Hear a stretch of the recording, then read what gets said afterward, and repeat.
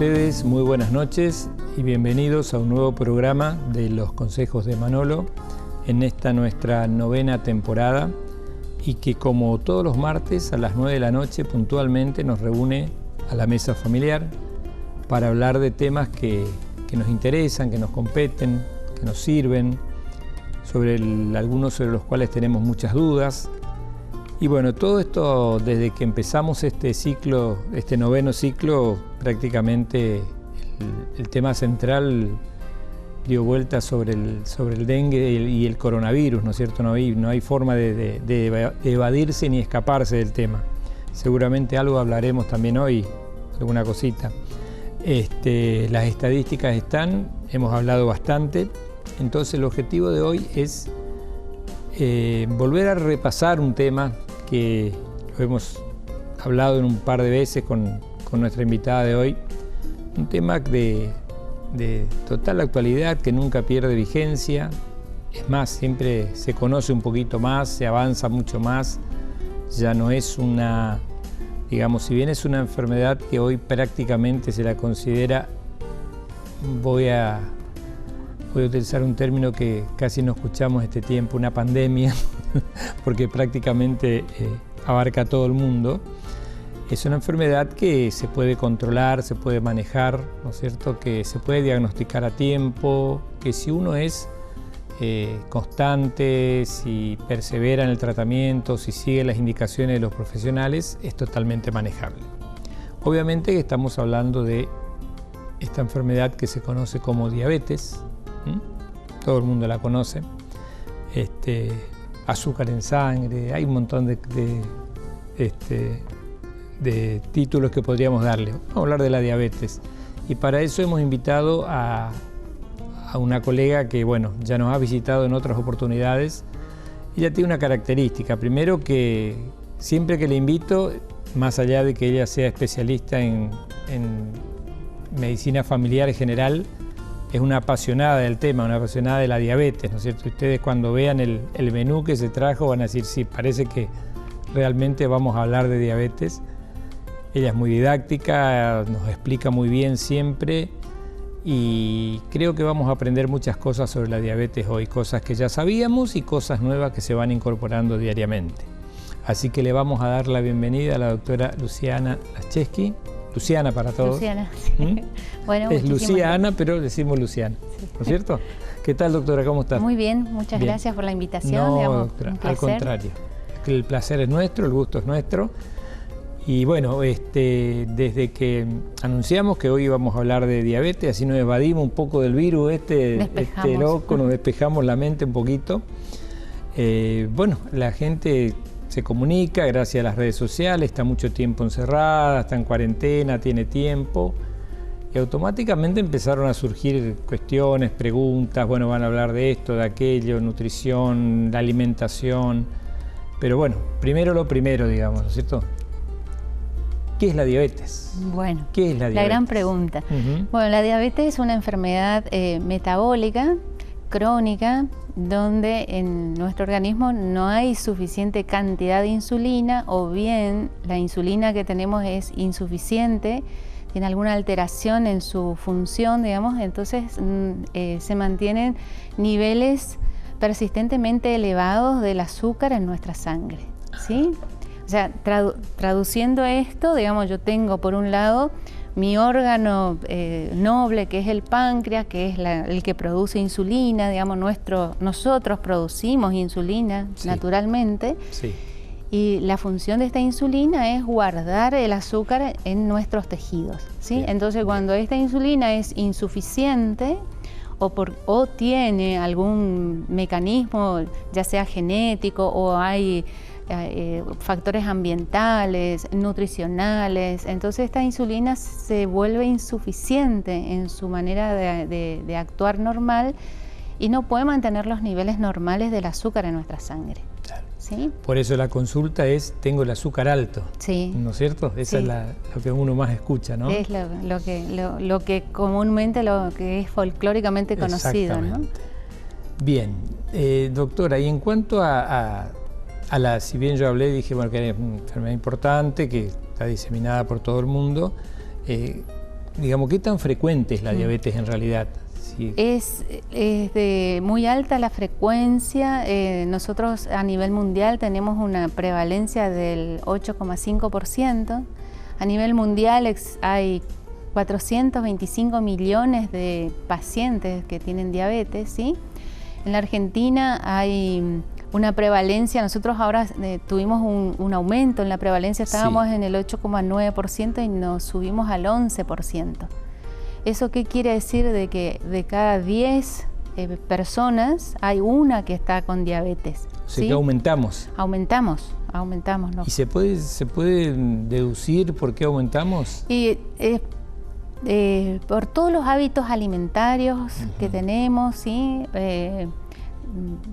La industrialización, la falta de actividad física, el sedentarismo, la obesidad, como que todos son los factores de riesgo, digamos, de que hacen de que estas enfermedades vayan en aumento, ¿sí?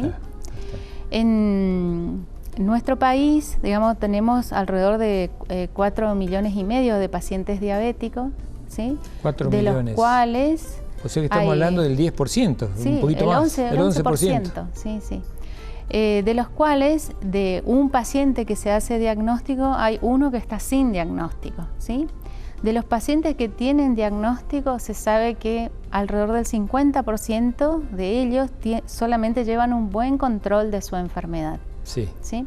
Esta es una enfermedad que es crónica, que es progresiva, que es degenerativa, ¿sí? Que no tiene cura, pero que sí tiene tratamiento. Sí. ¿Sí? Y el tratamiento es fundamental porque el paciente tiene que, a pesar de que tenga esa enfermedad que es crónica, que lo va a acompañar el resto de la vida, entonces tiene que llevar un buen control metabólico para evitar las complicaciones crónicas de la enfermedad. Que en realidad, no me quiero adelantar, pero seguramente lo vamos a hablar en algún momento.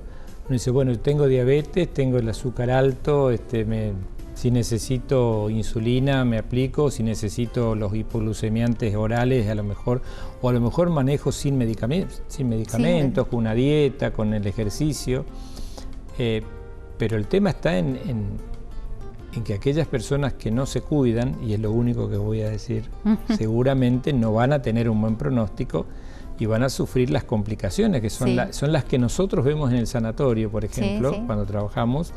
Vemos las complicaciones que son gravísimas, ¿cierto? Gravísimas. Entonces, de allí la importancia de... Bien, más o menos lo había... esta es una pregunta que se reiteró mucho, y decir que sabemos que, bueno, el tema del páncreas, lo que había explicado recién. Ahora, ¿qué rol cumple la insulina en sí? La insulina, la hormona, la insulina... en todo este tema de la diabetes, de la enfermedad. ¿Cuánto tiene que ver realmente con...? Sí, me gustaría pasar una primera imagen. Sí, cómo no. Vamos a pedirle al señor director. A ver si... Bueno, el páncreas es un órgano muy noble, digamos, que tenemos dentro de la cavidad. ¿Esta, doctora? Ahí está. Ahí está nuestro páncreas, que está pintado de amarillo, ¿sí?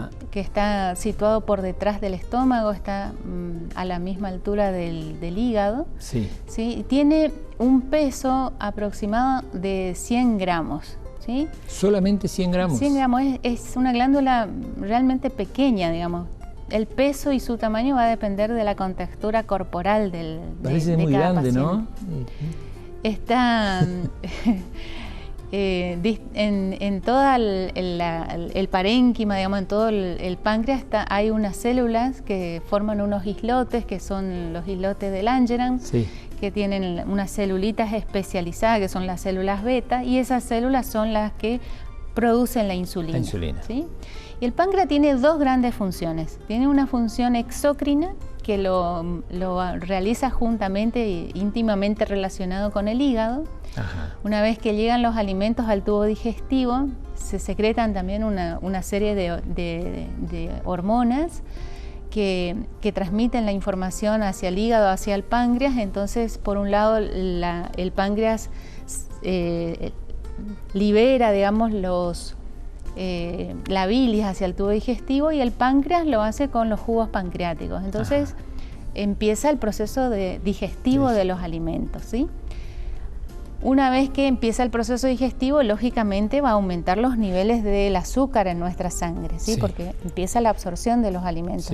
Entonces el páncreas cumple su otra función, que es la función endocrina, ¿sí? Que lo hace a través de la insulina. Entonces comienza también a segregarse insulina.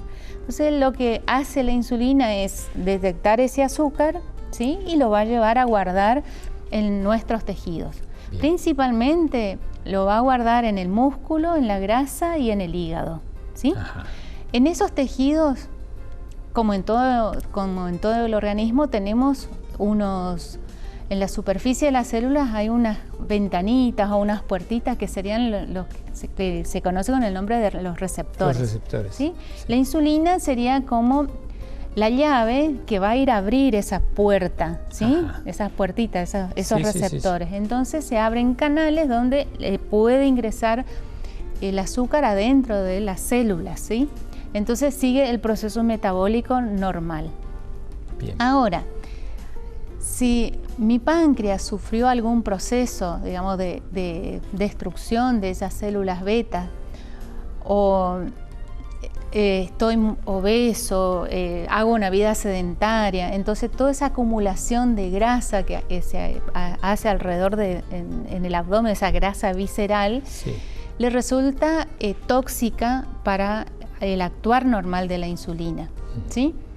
Entonces ese tejido graso empieza a secretar muchas sustancias inflamatorias, actúan sobre los receptores, actúan sobre las células pancreáticas, entonces se entorpece un poco la secreción y la acción de esta insulina.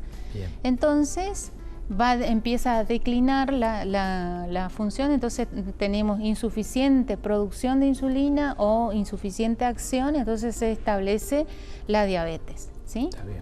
Entonces, todo este proceso metabólico para que un paciente se vuelva diabético, digamos, lleva un camino de alrededor de 10 años. O sea, 10 años que el paciente va transitando, hasta de que se llega al diagnóstico, hasta que se establece la diabetes. ¿Sí?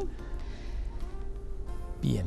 O sea que, digamos, es un proceso lento y donde uno pone gran parte de lo suyo para que ocurra, ¿no es cierto? Comiendo mal, teniendo una vida muy sedentaria, no haciendo ejercicios, comiendo muchas comidas, mucha chatarra, ¿no es cierto? Por eso los americanos tienen muchas diabetes, ¿no es cierto? Mucha diabetes, mucha obesidad, mucho sedentarismo, digamos, nos llevan una gran ventaja en eso. Una famosa... En esta segunda imagen que vemos acá, es una imagen que habla sobre la masa de las células beta, ¿no? Si bien en un páncreas tenemos que pesa alrededor de 100 gramos, ¿sí? La masa de esas células beta corresponde al 1% del peso de la glándula. O sea, si yo tengo un páncreas que pesa 100 gramos, 1 gramo es lo que corresponde a la masa de las células beta. Muy poco. Es ínfima la cantidad de células beta que tenemos para que se produzca insulina, que tiene que durarnos para toda la vida, ¿sí? En la primera barra estamos con un paciente que no tiene diabetes, ¿sí? Sí. Donde tiene conservado el 100% de la masa de las células beta. Bien. En la segunda es un diabético tipo 2, ¿sí? Es aquel paciente de que pasó todo este proceso de alteraciones metabólicas y llegó al inicio de su enfermedad, ¿sí?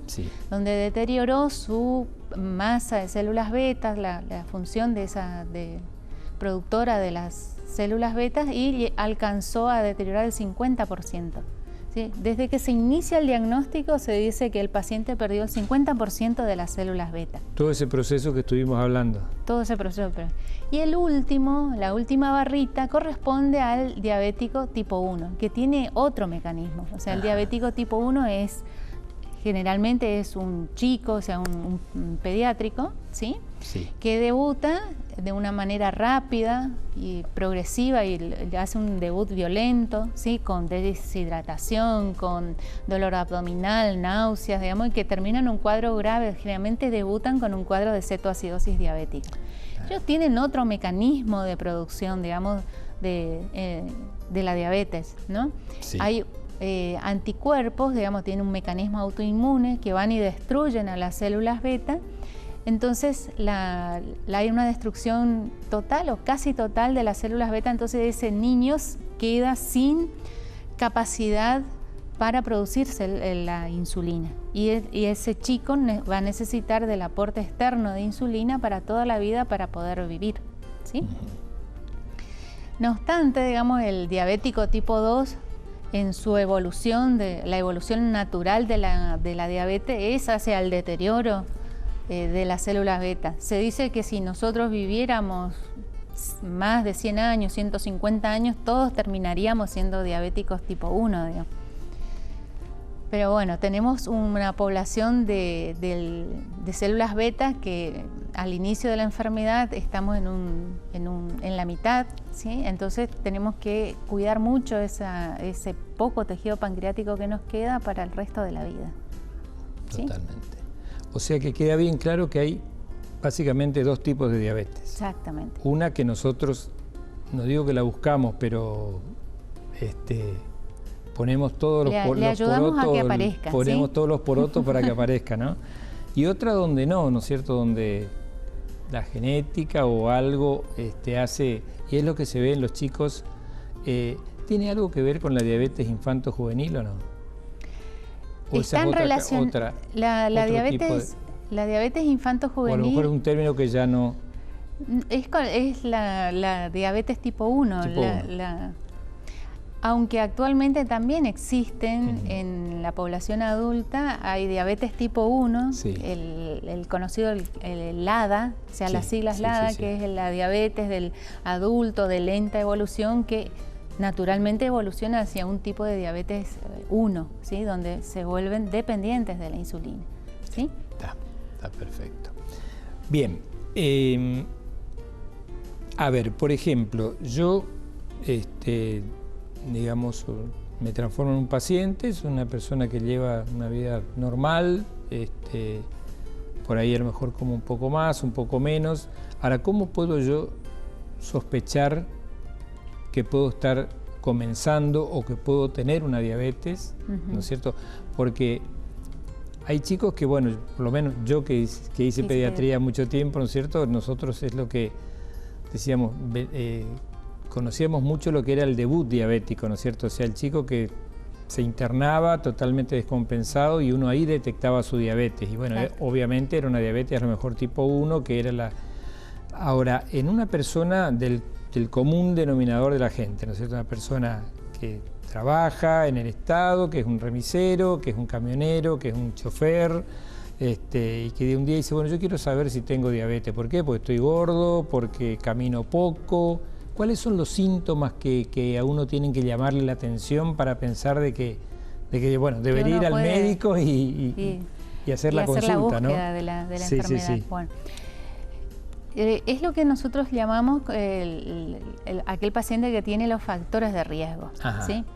El paciente que tiene antecedentes familiares de primer grado, ¿sí? Que tenga mamá, tenga papá diabético, tenga un hermano diabético o tenga un hijo que es diabético, ¿sí? Paciente que es obeso, que es sedentario, ¿sí? Que tiene niveles de colesterol bueno, del colesterol bueno tiene muy bajo, o niveles elevados de los triglicéridos, paciente hipertenso, o aquellas mamás que hayan tenido un bebé de más de 4 kilos o hayan presentado diabetes en el transcurso de un embarazo. O sea, esos son los pacientes que deben pesquisarse, digamos, hay que hacerle la búsqueda por lo menos una vez al año, a ver si presentan o no presentan diabetes, ¿sí? Bien. ¿Cuál sería, Luciana, algo que yo creo que va cambiando y seguramente fue cambiando también, así como la presión, que uno dice, bueno, antes determinadas cifras se consideraban normales y hoy ya se consideran que uno con esa cifra tiene la presión alta. ¿Hay alguna cifra de la glucemia, o sea, del azúcar en sangre, que nosotros digamos, bueno, aquí me tengo que empezar a cuidar o ya soy diabético? Los valores normales de glucemia es de 70 a 110. ¿Sí? Para hacer diagnóstico de diabetes, yo necesito 2 glucemias que sean iguales o mayores a 126, ¿sí? Esto tiene que ser determinado por lo menos en la misma semana, sí, con 8 horas de ayuno, ¿sí? Y sin que el paciente haya cambiado sus hábitos alimentarios. Tengo 2 glucemias iguales o mayores a 126, entonces soy diabético. Pero el valor normal está entre 70 y 110. Y entre 110 y 126 hay una brecha, ¿sí? Sí. Esa brecha la que nosotros le llamamos las glucemias en ayunas alteradas, ¿sí? Ajá. Pero eso es como una luz de un tablero que está indicando que algo está pasando, ¿sí? Entonces ese paciente, digamos, hay que también ponerlo ya en actividad física, en plan alimentario, digamos, para que podamos estirar ese periodo. Ese es el paciente lo que antes conocíamos con el nombre de la prediabetes. Bueno, eso te iba a decir. Ese es el prediabético. Hoy me preguntaban, ¿sí?, mucho si existía la prediabetes. Existe, pero o sea, se le está solapando nomás con otro nombre, sí, ¿sí? Entonces, el prediabético es el que está caminando a ser diabético, ¿sí? Entonces nosotros lo que tenemos que hacer con ese paciente es estirar este proceso lo más que se pueda, digamos, para que el paciente en algún momento puede volverse diabético, pero vamos a empujarlo para más adelante, ¿sí? Si se puede 5 años, 10 años, 20 años más, entonces evitamos la aparición de las complicaciones crónicas de la enfermedad, ¿sí? Está perfecto. Otra manera de hacer de presentación es la clásica los síntomas que trae el paciente de las 4P: poliuria, polidipsia, polifagia, pérdida de peso. Esos son los síntomas que nos tienen que alertar. Esos son los síntomas que nos tienen que alertar. ¿Por qué se produce eso de la poliuria? Nosotros, si manejamos niveles elevados de azúcar en sangre, por ejemplo, el riñón sostiene hasta 180, ¿sí? Después, si tenemos más de 180 de azúcar en nuestra sangre, el riñón comienza a perder azúcar por la orina. Ajá. Entonces, el azúcar, como es osmóticamente activa, entonces lo que hace es arrastrar al agua. Entonces, ese paciente elabora más cantidad de orina. O sea, la poliuria es orinar más de la cuenta. Mucho más cantidad de la cuenta. Entonces, tiene que llamar la atención. Llama la atención porque ese paciente comienza a levantarse a la noche, a orinar. Ajá. Por supuesto que se acompaña de un cuadro de deshidratación, está siempre con la boca seca, entonces le llama a tomar más cantidad de líquido, ¿sí? Y ojalá que tome agua, entonces puede con eso lavar el azúcar y bajar los niveles en la sangre. Entonces llama la atención porque el paciente no tomaba agua y de repente comienza con mucha sed, se levanta de noche a orinar, a tomar agua, se levanta 2, 3 veces y cada vez es con más acentuado se vuelve esto. ¿Sí? Lo otro es que empieza a perder peso, pero a la vez tiene mucha hambre y come mucho, pero pierde peso. ¿Pero por qué pierde peso? Porque está en una situación de enfermedad. ¿Sí? No está perdiendo peso porque él está sano, está perdiendo peso porque está enfermo, ¿sí? Entonces sus procesos metabólicos están totalmente alterados, ¿sí? El paciente que es diabético generalmente no es solamente diabético, es un paciente que viene con un combo completo de enfermedades, porque viene junto con la hipertensión, viene junto con el colesterol alto, viene con los triglicéridos altos, con hipotiroidismo, viene sedentario, viene con obesidad, ¿sí? Y hay también pacientes que llegamos al momento del diagnóstico, digamos, ya con las complicaciones crónicas de la enfermedad. Muchos vienen con infecciones urogenitales a repetición o les trae a la consulta los calambres nocturnos, ¿sí? Que se presentan generalmente en los pies o en las pantorrillas, ¿sí? Debido a una neuropatía diabética, ¿sí? La neuropatía diabética produce, por ejemplo, una denervación cardíaca, por eso los pacientes que tienen diabetes sufren infartos sin dolor, o sea, se infartan y pasan asintomáticos. Entonces muchas veces les trae a la consulta la falta de aire debido a una insuficiencia cardíaca, digamos, ya tiene una cardiopatía instalada, digamos, debido a de los años de evolución de una diabetes. Vos habías hablado, doctora, de poliuria, o sea, el orinar más de la cuenta. Sí. La polidipsia, ¿no es cierto? Tomar mucha agua, más agua que lo habitual, ¿no es cierto? Después lo otro es polifagia. Polifagia, que es comer mucho y sin embargo adelgazar. Sí. Es una cosa extraña, que yo como, sin embargo voy perdiendo peso. Sí. ¿Y la última P que me falta? La poliuria, polidipsia, polifagia, pérdida de peso. Pérdida de peso, perfecto. 4P. Con eso uno puede sospechar ya de que está ante un problema y obviamente que debe consultar, ¿no es cierto?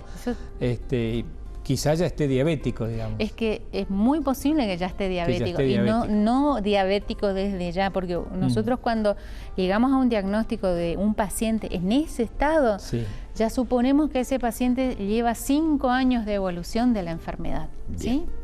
Por eso el paciente, cuando nosotros hacemos ya diagnóstico de diabetes, entonces ya lo tenemos que estudiarlo todo, estudiarle a ver cómo está el tema de su retina, ¿sí? Mandarle a la consulta oftalmológica temprana, digamos, no así, por ejemplo, un debut de un niño. Un niño nosotros mandamos al oculista para que le haga un fondo de ojo a los años después del que debuta de su enfermedad. En cambio, un diabético tipo 2, cuando hacemos el diagnóstico, ya suponemos que la diabetes la trae consigo de hace varios años. Entonces hacemos la consulta para ver si no tiene afectada la retina. Bien. ¿Sí? Bien. También, digamos, vemos cómo está el estado nefrológico, digamos, a ver si está, cómo está la función del riñón, si hay pérdida de proteínas por la orina, ¿sí? Tenemos que mandarle a la consulta cardiológica para ver si tiene algún problema, digamos, de conducción eléctrica o algún problemita de isquemia cardíaca. Bien. ¿Sí? Te cuento, Luciana, que están entrando muchísimas preguntas. Estamos en la mitad del programa. Bueno. Así que vamos a hablar. Ya sabemos qué es la diabetes, cuántos tipos de diabetes hay. Hablamos de los síntomas, hablamos de cómo hacer el diagnóstico, que es muy sencillo, ¿no es cierto? Sí. Es con dos. Cualquier médico lo puede hacer. Lo puede hacer con 2 análisis, siempre respetando el ayuno, ¿no es cierto? Y nos quedan 2 temas importantes. Por un lado, las complicaciones, que hay gente que está preguntando mucho sobre las complicaciones, y yo creo que lo más importante que es el tratamiento. Sí. Y también vamos a dejar un espacio, si nos queda, no sé, tenemos muchas preguntas, así que vamos a tratar de darle al segundo bloque con todo. Nos queda tratamiento, nos quedan la alimentación, veo que viniste con todo armado, y complicaciones, tratamiento, si hay realmente alguna forma de prevenir esto, y también qué pasa con las personas que también preguntaban hoy, y yo te lo pregunté hoy fuera de cámara, personas que a lo mejor hoy, si bien ya saben manejar, porque manejan su diabetes con su insulina, ¿qué está pasando en esta época de donde a lo mejor la consulta no es frecuente, no se puede acceder y el especialista está un poco, digamos, alejado o no hay turnos, así que tenemos para...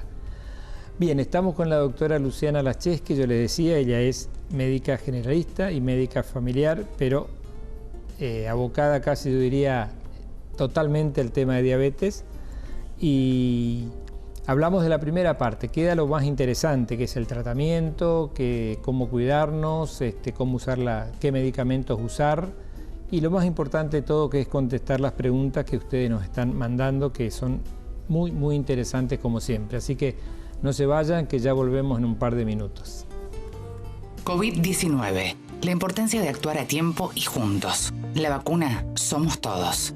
Ya sabemos que lo más importante para enfrentar esta pandemia es la prevención, como el lavado de manos frecuente y respetar el aislamiento social obligatorio.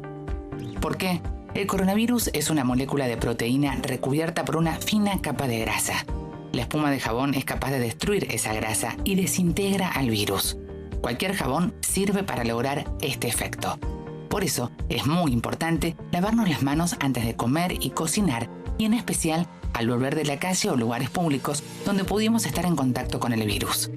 Para que el lavado de manos sea efectivo es importante hacer mucha espuma y frotarse bien toda la superficie de las manos durante más de 30 segundos. La otra medida fundamental es mantener la distancia social y quedarnos en casa. La evolución futura de esta pandemia depende de cómo actuemos hoy.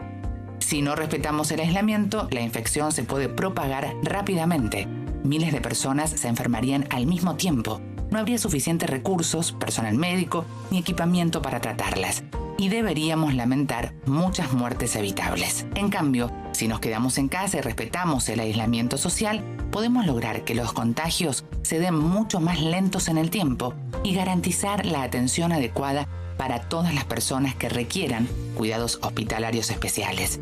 Así vamos a salvar más vidas. Por eso, pensá que cuando te quedás en casa te estás cuidando y además proteges la salud de los demás. Hoy, la vacuna contra esta pandemia se llama Solidaridad y está en las manos de todos y todas. Cuidarte es cuidarnos.